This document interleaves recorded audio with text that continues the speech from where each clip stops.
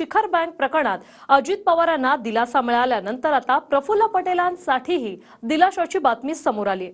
7 वर्षापासून विमान घोटाळ्यात प्रफुल्ल पटेलांवर जे आरोप झाले होते त्या प्रकरणात पुरावे न मिळाल्याने सीबीआयने केस बंद केली।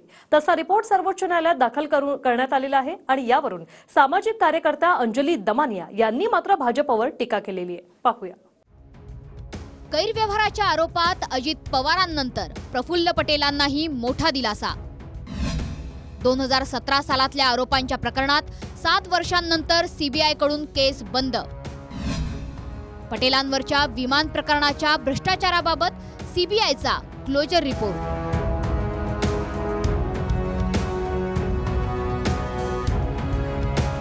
अजित पवारांच्या राष्ट्रवादीचे नेते प्रफुल्ल पटेलांना भ्रष्टाचाराच्या आरोपातून दिलासा मिळालाय।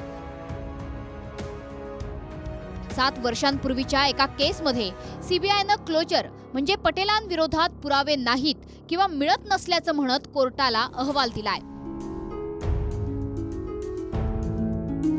यूपीएचं सरकार असताना प्रफुल्ल पटेल विमान वाहतूक मंत्री होते। त्यावेळी पटेलांच्या खात्यानं खासगी विमान कंपन्यांशी बेकायदेशीर करार केल्याचा आरोप झाला। 2017 मध्ये यावरून सर्वोच्च न्यायालयात याचिका झाली, ज्यात बेकायदेशीर करारांमुळे सरकारचं 840 कोटींच्या नुकसानीचा आरोप करण्यात आला होता। कोर्टाच्या निर्देशानंतर मे 2017 साली सीबीआयनं गुन्हा दाखल करून तपास सुरू केला। जवळपास 7 वर्ष सीबीआय कडून पुरावे शोधण्याचं काम सुरू होतं। अखेर 19 मार्च 2024 ला सीबीआयनं कोर्टात क्लोजर रिपोर्ट दिला, ज्यात पटेलांविरोधात सबळ पुरावे मिळाले नसल्याचं सांगत सीबीआयनं केस बंद केली आणि इतर अधिकाऱ्यांना क्लीन चिट दिल्याची माहिती आहे। क्लोजर रिपोर्ट म्हणजे नेमकं काय तेही समजून घेऊयात। एखाद्यावर भ्रष्टाचाराचे आरोप होतात, आरोपानंतर ती केस कोर्टात उभी राहते। त्यानंतर संबंधित व्यक्तीने भ्रष्टाचार केलाय हे सिद्ध करण्यासाठी ईडी, सीबीआय वा तत्सम संस्थेला कोर्टापुढे पुराव्यांचा अहवाल सादर करायचा असतो। मात्र झालेल्या आरोपांसंबंधी पुरावेच न मिळाल्यास तपास संस्था कोर्टात क्लोजर रिपोर्ट सादर करतात, ज्यात भ्रष्टाचार सिद्ध होईल असे सबळ पुरावे मिळाले नसल्यानं आम्ही तपास म्हणजेच केस बंद करत आहोत असं तपास संस्थेकडून कोर्टात सांगितलं जातं। त्यालाच क्लोजर रिपोर्ट म्हणतात। योगायोग म्हणजे काही महिन्यांपूर्वीच कथित 2061 कोटींच्या शिखर बँक घोटाळ्यात आर्थिक गुन्हे शाखेनं अजित पवारांबाबतही क्लोजर रिपोर्ट दिला होता। डिसेंबर महिन्यात ईडीनं भुजबळांबाबत परदेश दौरा निर्बंधाची केसही मागे घेतली। निर्बंध असताना भुजबळांना विशेष कोर्टानं पासपोर्ट नूतनीकरणासाठी परदेशात जाण्यास मंजुरी दिली होती। या विरोधात ईडीनं हायकोर्टात धाव घेतली। मात्र प्रत्यक्षात जेव्हा सुनावणी सुरू झाली तेव्हा याचिका नेमकी का केली होती हेच आठवत नाही आणि याचिकेची प्रतही सापडत नसल्याचं अजब उत्तर ईडीनं कोर्टाला दिलं। ईडीच्या या उत्तरावर हायकोर्टानंही आश्चर्य व्यक्त केलं होतं।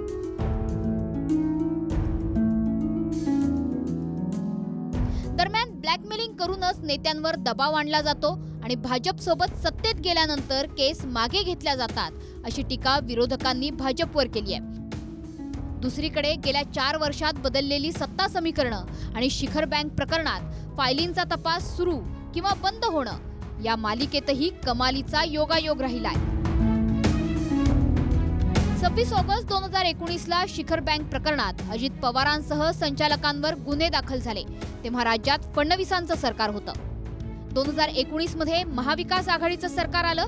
योगायोगानं 2021 मध्ये या प्रकरणात केस बंद करण्याचा रिपोर्ट दिला गेला। 2022 ला महाविकास आघाडी सरकार जाऊन शिंदे फडणवीसांचं सरकार आलं आणि योगायोगानं 2022 मध्येच ईडीचा दाखला देत शिखर बँक प्रकरणात आम्हाला पुन्हा तपास करायचा आहे म्हणून पोलिसांनी अर्ज केला। नंतर 2023 मध्ये अजित पवारांचा गट सत्तेत सामील झाला आणि त्याच्या जवळपास 7 महिन्यांनी योगायोगानं या प्रकरणात पोलिसांनी पुन्हा केस बंद करत असल्याचा क्लोजर रिपोर्ट सादर केला। सत्तेसाठी आता भाजपने निर्लज्जपणाचा कळस गाठलाय। आधी सिंचन घोटाळ्यात क्लोजर रिपोर्ट, मग शिखर बँकेच्या घोटाळ्यात क्लोजर रिपोर्ट आणि आता प्रफुल्ल पटेल यांच्या विरुद्ध जो 840 कोटीचा स्कॅम होता, ज्याचं सुप्रीम कोर्टात याचिका चालू होती, त्याच्यातही क्लोजर रिपोर्ट फाईल करून म्हणजे त्यांनी प्रत्येक अँगलनी आज निर्लज्जपणाचा कळस घातला आहे.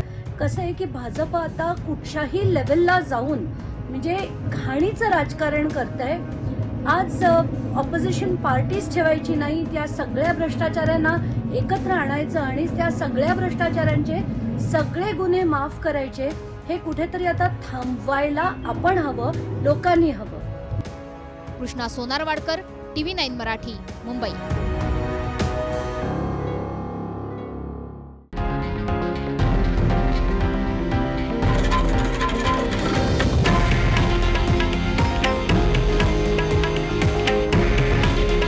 हे आहे देशातील नंबर 1 न्यूज नेटवर्क आणि आपण पाहत आहात TV9 मराठी.